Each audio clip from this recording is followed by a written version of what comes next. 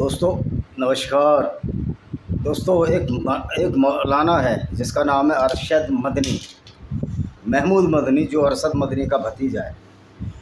देवबंद का आतंकवादी केंद्र चलाता है जिसको हम दारुल उलूम के नाम से जानते हैं। और जो भाइयों को लगता है, जो गैर मुस्लिमों को लगता है कि दारुल उलूम को आतंकवादी और मदरसा न कहो, तो आप कोर्ट में चले जाइए, सुप्रीम कोर्ट में चले जाइए, आपका रास्ता खुला है, हम साबित कर देंगे।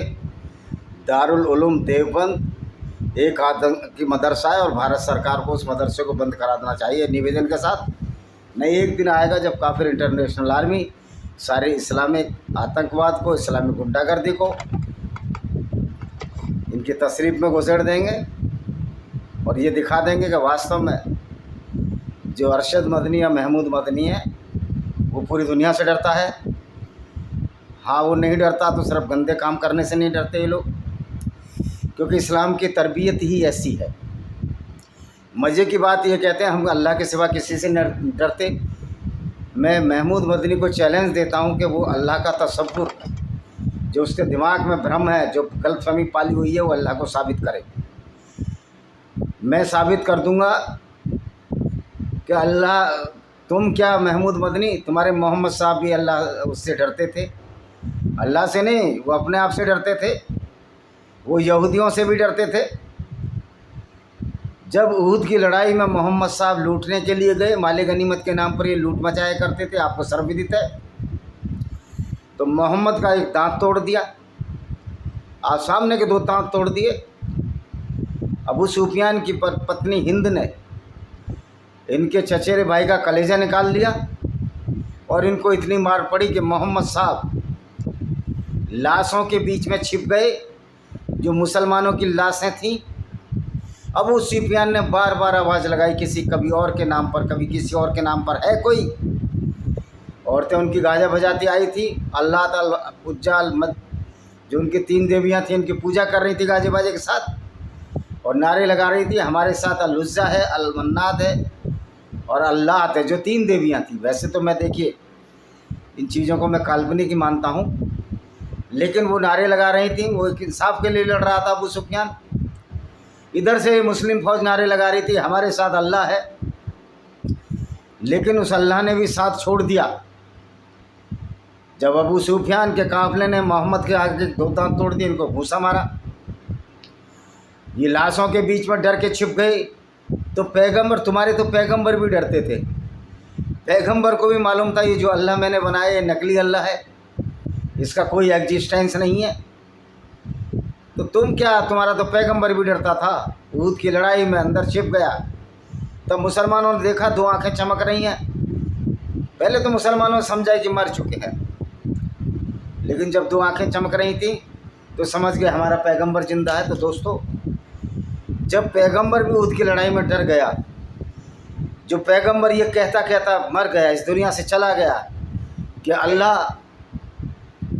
अल्लाह इस दुनिया को बनाने वाला है। क्या वास्तविकता ये थी कि अल्लाह इस दुनिया को बनाने वाला था? बिल्कुल भी ये वास्तविकता नहीं थी कि अल्लाह दुनिया को बनाने वाला था, बल्कि अल्लाह का एक तसव्वुर था।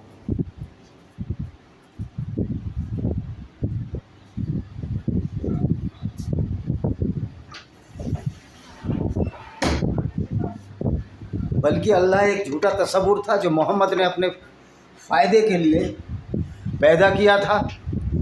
अल्लाह को न मानने के बहुत सारे कारण हैं। मैं इसको तथ्यों से सिद्ध करूंगा कि अल्लाह एक काल्पनिक है। ऐसे हवाबाजी नहीं करता हूं मैं। देखिए, अगर अल्लाह दुनिया को बनाने वाला था, मैं बार बार इसी बात को कहता हूं, तो दुनिया को बनाने वाले को ये मालूम होना चाहिए कि वास्तव में दुनिया का स्वरूप क्या है। दुनिया में पृथ्वी, सूरज, तारे जो भी है, इनका स्वरूप क्या है, इनकी गति क्या है, इनकी भौगोलिक स्थितियाँ क्या हैं, भौगोलिक परिस्थितियाँ क्या हैं, पृथ्वी का निर्माण और संरचना किस तरह की है। तो अल्लाह को तो ये पता ही नहीं था कि पृथ्वी की संरचना किस तरह की है। कुरान, बकौल कुरान का अल्लाह, यानी कुरान के अनुसार कुरान का अल्लाह कहता है, कहने मैंने पृथ्वी को बिछौने की तरह बिछाया है, यानी कि बिल्कुल चादर की तरह बिछाया और उस पर पहाड़ गाड़ दिए खूंटे की तरह, जिससे पृथ्वी उड़ ना जाए। अब ऐसे अल्लाह को न साइंस का पता था न विज्ञान। तो दोस्तों हम चर्चा कर रहे थे कि उस अल्लाह को पता ही नहीं है कि दुनिया का निर्माण कैसे हुआ, फिर ये दुनिया को बनाने वाला कैसे हो सकता है। सवाल इस बात का उठता है कि ये बात कैसे आई कि अल्लाह दुनिया को बनाने वाला है, जबकि अल्लाह को पहले प्रूव करना होता है कि ये अल्लाह है। तो इसी बात से प्रूव हो जाता है अल्लाह दुनिया को बनाने वाला नहीं है। अल्लाह बोलता है कि धरती को मैंने बिछौने की तरह बनाया है, और बॉलीवुड के भांडों ने भी गाना बनाया है, धरती को बिछौना कर दे, आसमान को छत बना दे। कि इस्लाम में तसव्वुर है कि इस्लाम का खुदा ने आसमान बनाया, 7 आसमान बनाए। धरती का तो मैंने बता दिया कि धरती चादर की तरह नहीं है, धरती गोल है, और धरती के ऊपर जो पहाड़ गाड़े हैं वो अल्लाह ने इसलिए गाड़े हैं धरती हिल ना जाए। लेकिन उस अज्ञानी अल्लाह को नहीं पता, बेचारा अल्लाह तो ज़बरदस्ती की आलोचना का सहारा, आलोचना अल्लाह की हो रही है, जबकि सारा खेल ये मोहम्मद साहब का था। तो दुनिया बनाने वालों को ये नहीं पता कि धरती की संरचना किस तरह की है। दुनिया बनाने वाले को ये नहीं पता कि पहाड़ धरती में ऊपर से नहीं गाड़े जाते। अगर धरती में पहाड़ ऊपर गाड़ने से धरती ना हिलती तो धरती फिर भी उड़ रही है। तो धरती की जो निचली परत है, जो क्रस्ट ऊपर से, क्रस्ट, कोर और मेंटल, इस तरह 3 परतें हैं। तो धरती से जो निचली परत है, जो मेंटल है, उसमें एथिनोस्फीयर होता है, जिस पर टेक्टोनिक प्लेटें झूलती रहती हैं, तैरती रहती हैं। पृथ्वी के नीचे बहुत तरल पदार्थ है, हम ऊपर ठोस सतह पर, कोई सतह 150 किलोमीटर लंबी है और कोई 10 किलोमीटर तक चौड़ी है, लंबी मतलब चौड़ी, कोई 70 किलोमीटर है, कोई 1500 किलोमीटर। हम ठोस सतह जो कि 150 किलोमीटर के आसपास या 70 किलोमीटर से लेकर एक लिमिट तक, कहीं ज़्यादा कहीं कम, काफ़ी मोटी सतह है जिसको कि हम लिथोस्फीयर भी कहते हैं। तो उससे नीचे की जो चट्टानें होती हैं वो एथिनोस्फीयर होती हैं, उस एथिनोस्फीयर बोला जाता है उसको। उस पर टेक्टोनिक प्लेटें घूमती रहती हैं, जिसमें 12 बड़ी प्लेट्स हैं और 36 छोटी प्लेट्स हैं, करीब 36, टोटल मिलाकर 50 के आसपास हैं। तो बड़ी प्लेटों में यूरेशियन प्लेट है, भारतीय प्लेट है, जो पेंजिनिया, जो गोंडवाना लैंड था, इस तरह जो प्लेट है, और यूरेशिया की प्लेट है। जब हमारी ये जो प्लेट है, जो भारत की गोंडवाना लैंड की प्लेट, जब यूरेशिया प्लेट टकराई तो एनर्जी से वो पहाड़ बने। तो इस कुरान के अल्लाह को तो यही नहीं पता था कि पहाड़ कैसे बनते हैं। पहाड़ जब बनते हैं, जब टेक्टोनिक प्लेटें छोटी हो या बड़ी ज़ोर से टकराती हैं। और तो दोस्तों आपने देखा कि किस तरह कुरान का अल्लाह ये भी नहीं जानता कि पहाड़ टेक्टोनिक प्लेटों के टकराने से बनते हैं। जो ताकत में प्लेटें होती हैं, जो मजबूत प्लेट होती है, बड़ी प्लेट होती है, वो हल्की प्लेट को 2 तरह से, या तो ऊपर की तरफ चली जाएगी, भारी प्लेट नीचे चली जाती है, तो हल्की प्लेट ऊपर चली जाएगी, तो वो पहाड़ का रूप ले लेगी, और उसका ढलान उधर होगा। कैसे होगा? यूँ ये अंदर गई, उसका ढलान पतली प्लेट के तरफ होगा, क्योंकि भारी प्लेट ने उसको ढक दिया। इस तरह 3-4 तरह की प्लेटें हैं, 3-4 तरह पहाड़ों का निर्माण होता है। लेकिन कुरान के अल्लाह को तो ये पता ही नहीं है कि कैसे निर्माण होता है, तो ये बड़ी फैलेसी है। तो भाई फिर महमूद मदनी, तुम अल्लाह से डरते रहो, लेकिन ये प्रूव तो करो अल्लाह है या नहीं है। जब अल्लाह है ही नहीं तो उससे डरना कैसा? और भाई हम तो साफ कहते हैं कि तुम्हारा अल्लाह है ही नहीं, काल्पनिक है। अगर ये अल्लाह होता भी, वास्तव में होता, और इस तरह की क्रूर और अत्याचारी विरोधी विचारधारा, जिसको कि इस्लाम कहते हैं, चालू करता, तो हम उस अल्लाह का भी विरोध करते। लेकिन हमारा काम तो आसान हो गया है कि तुम्हारा अल्लाह है ही नहीं।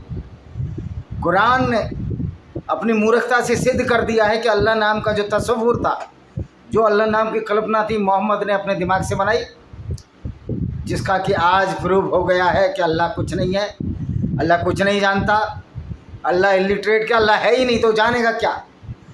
फिर तुम उस अल्लाह से डरते हो जो अल्लाह है ही नहीं,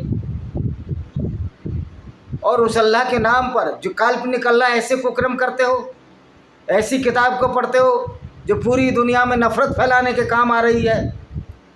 जो लोग ये कहते हैं कि कुरान युद्ध के समय की वो आयतें हैं जिसमें गैर मुस्लिमों को कत्ल करने की बात कही गई है। अगर गैर मुस्लिमों को कत्ल करना है तो आमने सामने की लड़ाई में करते। आपकी कुरान की आयत 9 का 5 तो ये कहती है अल-तौबा कि गैर मुस्लिमों को जहाँ पाओ कत्ल करो, उनको घात लगाकर मारो। तो ये क्या बहादुरी है तुम्हारे अल्लाह की? दूसरी बात है, जब ये कहते हो जिहाद असगर कभी ख़त्म नहीं होता, तो युद्ध वुद्ध की कोई बात नहीं, इस्लाम का युद्ध हमेशा जारी है। किसको बेवकूफ़ बनाना चाहते हो आप लोग? ये जो ग्रॉक है, जो AI है, आर्टिफिशियल इंटेलिजेंस है, जो कि एक्स ने चालू किया है, वो भी मूर्खतापूर्ण पर जवाब देता है, उस पर भी हम कानूनी कार्रवाई करेंगे। वो ये कहता है कुरान में, जब हमने सवाल पूछा तो ये कुरान में युद्ध के समय की आयतें हैं, तो मैं मूर्ख ग्रोक से जो AI है उसको क्या बोलूँ बेचारे को, उसने तो माफ़ी मांग ली। मैं ग्रोक बनाने वाले से पूछना चाहता हूँ, आर्टिफिशियल इंटेलिजेंस जो एक्स ने बनाया है, युद्ध तो हमेशा से गैर इस्लामी लोगों पर जायज़ है, कत्ल करना है सबको, उस अल्लाह के नाम पर जो फैलसी, जो झूठा अल्लाह है। दूसरी अल्लाह का बहुत बड़ा झूठ और फ्रॉड जो कुरान में लिखा गया है झूठे अल्लाह के नाम पर, वही है कि मैंने बता दिया कि पहाड़ तो ज़मीन के अंदर से उतरते हैं, और ज़मीन की रक्षा, पहाड़ जब टकराते हैं ज़मीन तो हिलती है, भूचाल आते रहते हैं, भूकंप आते रहते हैं, अर्थक्वेक्स तो आते हैं। फिर जब पहाड़ अल्लाह ने ऊपर से गाड़ दिए तो ज़मीन क्यों हिल रही है? अब ये कहेंगे उड़ के कहीं नहीं जा रही है। और मूर्खो, ये ज़मीन जो है इसलिए रुकी हुई है, इस्लाम के मानने वाले मूर्खों, ये ज़मीन एक बहुत बड़ा मैग्नेट है। इसके अंदर जो इनर कोर है, जिसको कि हम मेंटल कहते हैं, मेंटल का जो आउटर कोर है वो मैग्नेटिक फील्ड का कार्य करता है और सारे पर्टिकुलर ज़मीन को थामे हुए हैं, क्योंकि ज़मीन हमारा बहुत बड़ा चुंबक है। तो ज़मीन तो कॉम्पैक्ट सिर्फ इसलिए हुई है कि उसमें जो आउटर कोर है, जो मैग्नेटिक फील्ड है मेंटल का, उसकी वजह से सारी ज़मीन एकजुट है।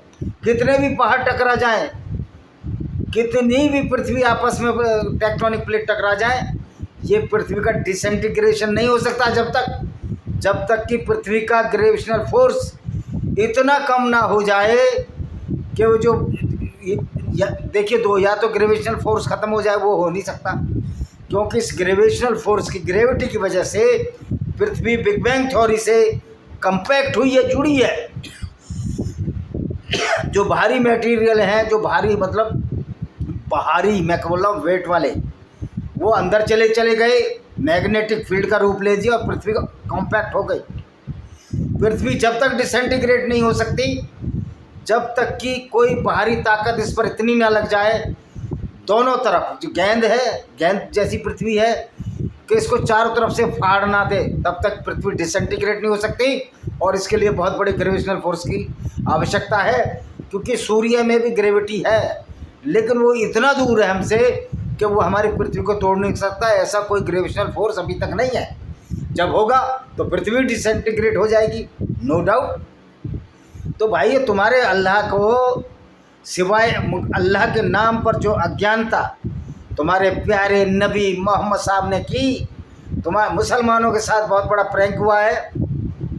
और जो मुसलमान कहते हैं हम अल्लाह के नाम से नहीं डरते, मैं महमूद मदनी, अरशद मदनी तुमको चैलेंज करता हूँ कि तुम साबित कर दो कोई दुनिया में अल्लाह है और कोई दुनिया में अल्लाह नहीं है। तुम्हारा विश्वास है, अकीदा है, लेकिन उस काल्पनिक अल्लाह के नाम पर आप दूसरों को कत्ल नहीं कर सकते, दूसरों की औरतों को लूट नहीं सकते। ये तुम्हारी औकात नहीं, ये अल्लाह की औकात नहीं। एक फैलेसी, एक झूठा कुरान चलाकर आप लोगों को कत्ल करोगे और फिर कहोगे नहीं इस्लाम में तो है लकुम दीन कुम वलिया दीन, तुम्हारा दीन तुम्हारे लिए, हमारा दीन हमारे लिए। ओ भाई, जब मोहम्मद कमज़ोर था, जब मक्का में रहता था, उसकी ताकत नहीं थी कि ज़बरदस्ती किसी को इस्लाम कबूल करवा सके, तब की ये आयतें हैं। लेकिन जब वो मदीना में चला गया और उसने तलवार थाम ली, तो फिर ये आयत क्यों उतारी कि जो गैर मुस्लिम है उनको कत्ल करो, पूरी दुनिया में इस्लाम फैलाना, जिहाद लाना है। तो इससे ही साबित होता है कि मोहम्मद एक मेंटली डिस्टर्ब आदमी था, उसको नर्सिज्म का रोग था, आत्ममुग्धता का रोग था। एक झूठे अल्लाह की फैलेसी बनाकर, मैं ये नहीं कहता मोहम्मद ने अल्लाह बनाया, इस्लाम में बहुत बड़ा फ्रॉड है ये। अल्लाह बात के अब्बासी खलीफाओं ने भी कुरान में बड़ी हेर फेर की, और ओरिजिनल कुरान तो है ही नहीं। उस कुरान को तो उस्मान ने जलवा दिया था। वो कहते हैं बर्गिमम में कुरान रखा हुआ बहुत पुराना, उसमें 2-3 चैप्टर हैं, सूरा है, उसके ऊपर मैंने वीडियो बनाया। सूरा का नाम मुझे अभी याद नहीं है, इसके लिए शॉर्ट डाल दूंगा। 2-3 सूराओं की कुरान है, बहुत छोटी सी कुरान है मरियम में। तो भाइयों ये सारा का सारा इस्लाम का झूठ, एक झूठ और फ्रॉड अल्लाह के नाम पर टिका है। लेकिन दुख ये होता है जब उस फ्रॉड अल्लाह के नाम पर गैर मुस्लिमों को डराने की कोशिश की जाती है। तो गैर मुस्लिमों आपको डरना नहीं है, कोई अल्लाह नहीं है, भी आप बहुत अच्छी तरह समझते हो कि जिसने दुनिया बनाई उसको पता ही नहीं दुनिया का क्या। अल्लाह की एक दूसरी और मूर्खता ये है, अल्लाह कहता है कि पृथ्वी स्थिर है और सूर्य चारों तरफ उसके घूमता है। मैं पूछना चाहता हूँ कि जब साइंस ने सिद्ध कर दिया है कि पृथ्वी स्थिर नहीं है, पृथ्वी अपनी धुरी पर घूमती है और सूरज उसके चारों तरफ नहीं घूमता बल्कि पृथ्वी सूर्य के चारों तरफ घूमती है, जो 365.25 डे में एक अपना चक्कर पूरा करती है, जिसको कि वर्ष बोलते हैं। और हर चौथे साल 20.25 को 4 से गुणा कर दो, एक दिन बढ़ जाता है, जिसको लीप ईयर कहते हैं, लौंद का वर्ष कहते हैं। तो ये अल्लाह की फैलसी है, अल्लाह की मूर्खता है। तुम अल्लाह को मानो, अल्लाह से डरो, लेकिन ना तुम्हारी औकात है, ना तुम्हारे अल्लाह की औकात है, ना तुम्हारे पैगंबर साहब जो ये विचारधारा लाए हैं, इस विचारधारा की औकात है कि आप गैर मुस्लिमों को कत्ल कर सको। क्योंकि हम तो खुलकर बोलते हैं, हमने काफिर इंटरनेशनल आर्मी बनाई है और ऐसे लोगों को जो झूठे अल्लाह पर विश्वास करके इस्लामिक जिहाद जो कि गुंडागर्दी है उसको बढ़ावा देंगे, तो हम उनको एलिमिनेट करेंगे, चाहे वो भारत हो चाहे दुनिया के किसी भी कोने में हो। हमारा संविधान इस बात की गारंटी देता है, जो इस्लाम के नाम पर आतंकवाद फैला रहे हैं, जिहादी अस्कर फैला रहे हैं, उनको अपनी आत्म रक्षा के लिए एलिमिनेट किया जाए। मैं आप काफिर इंटरनेशनल आर्मी के लोगों से अपील करना चाहता हूँ, इसमें कोई एग्ज़ाम नहीं देना, कोई सर्टिफिकेट नहीं देना, कोई मेंबरशिप नहीं लेनी। ये अपने दिमाग में मेंबरशिप लेनी है कि हम उस काफिर इंटरनेशनल आर्मी के सदस्य हैं, जो हम अल्लाह के नाम पर जो कत्ल उगारत करते हैं झूठे अल्लाह के नाम पर, और जो जिहादी अस्कर फैलाते हैं, हम उनको गली और मोहल्ले में एलिमिनेट करेंगे। ये हमारा दावा है। और सैफुल्लाह कसूरी को 1 महीने के अंदर जो हमारा काफिर इंटरनेशनल आर्मी का आदमी मारेगा वो मानवता की सेवा होगी। सबसे पहले सैफुल्लाह कसूरी को मारो, मसूद अजहर और हाफिज सईद को जब चाहेगी हमारी काफिर इंटरनेशनल आर्मी मार देगी। इसको हल्के से नहीं लेना, क्योंकि हमारे लोग, हमारी विचारधारा के लोग पूरी दुनिया में फैले हैं। कोई रिकॉर्ड नहीं है, रिकॉर्ड सिर्फ एक है कि हमें झूठे अल्लाह का जो जिहादी अस्कर है, जो इस्लामी गुंडागर्दी है, उसके खिलाफ लड़ना है, चाहे वो बॉम्बे हो, दिल्ली हो, कराची हो, स्कॉटलैंड हो, अमेरिका हो, जहाँ ट्रंप अब एक स्टूपिड प्रेसिडेंट अभी बैठा हुआ है। क्योंकि इनको भी पता नहीं, ये सारे स्टूपिडेंट हैं, ये सारे राजनेता मूर्ख हैं या ये धूर्त हैं। क्योंकि मूर्ख तो ये हो नहीं सकते, ये धूर्त है। हाँ, जिसने कुरान नहीं पढ़ी वो राजनेता जरूर मूर्ख है, इसलिए वो बार बार भाईचारे की बात करेगा, चाहे भारत में हो चाहे विदेशों में हो। पर हम ऐसे तत्वों को भी जो इस्लाम की विचारधारा के मानने वालों को सह दे रहे हैं, अपीजमेंट दे रहे हैं, उनको भी एलिमिनेट करना होगा। एक दिन आएगा हम अपनी रक्षा के लिए किसी भी सीमा तक जा सकते हैं और वो सब कानून के दायरे में करेंगे। जो आतंकवादी डिक्लेयर हो जाएगा उसको हमारी काफिर इंटरनेशनल आर्मी के लोग ज़रूर मारेंगे, कोई अपराध नहीं है। इसी के साथ हम इस वीडियो को विराम देते हैं। वंदे मातरम, जय हिंद, आपका दिन शुभ हो।